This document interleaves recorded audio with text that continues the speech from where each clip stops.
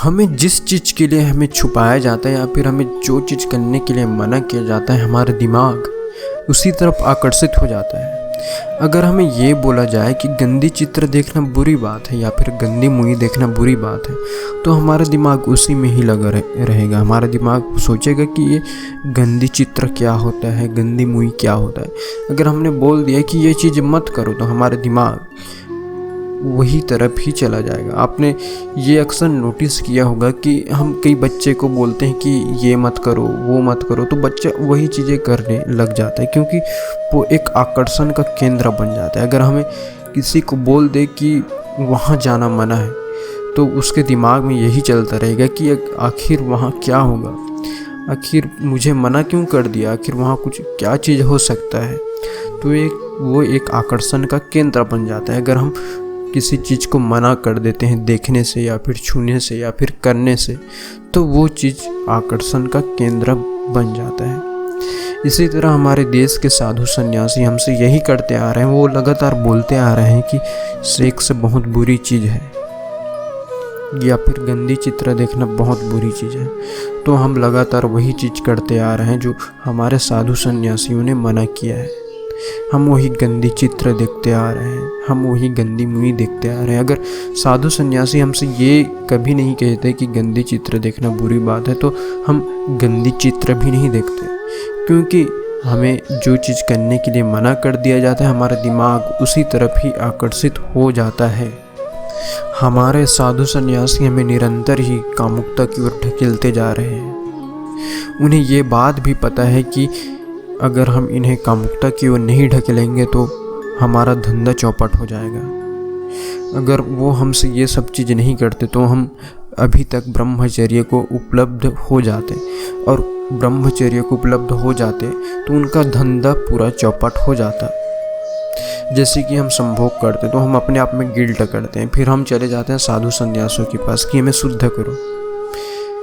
अगर हम ब्रह्मचर्य को उपलब्ध हो जाते तो हम जाते नहीं उनके पास कि हमें शुद्ध करो करके, क्योंकि हम तो खुद प्योरिटी के अवस्था में रहते, तो क्यों जाते हैं।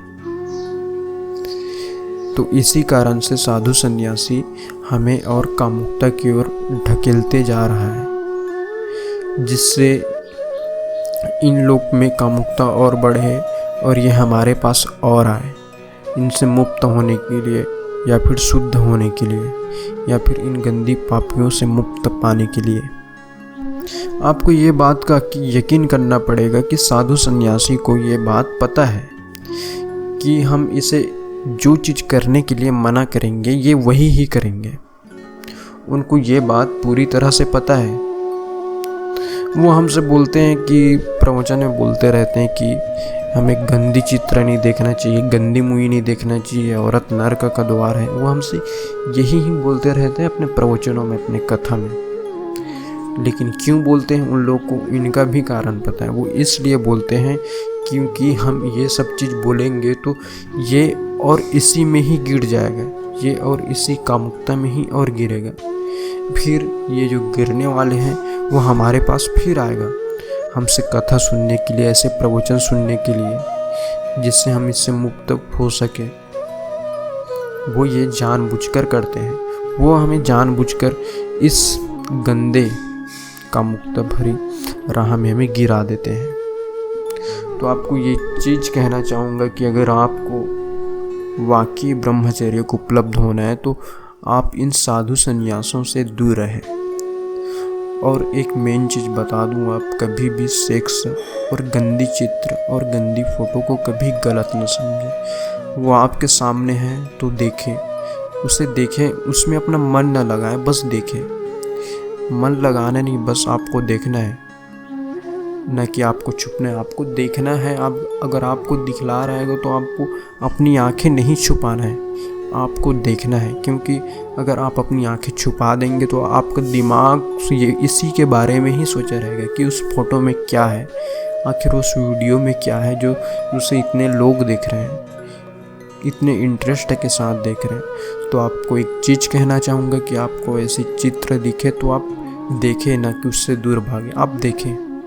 आप देखें लेकिन उसमें अपना मन न लगाएं। अगर आपका कोई सवाल हो तो आप मुझे ईमेल करके मुझे पूछ सकते हैं। और इसी तरह और वीडियोस पाने के लिए मेरे चैनल को सब्सक्राइब करें और इस वीडियो को शेयर करें जिन लोगों को इसकी ज़रूरत है।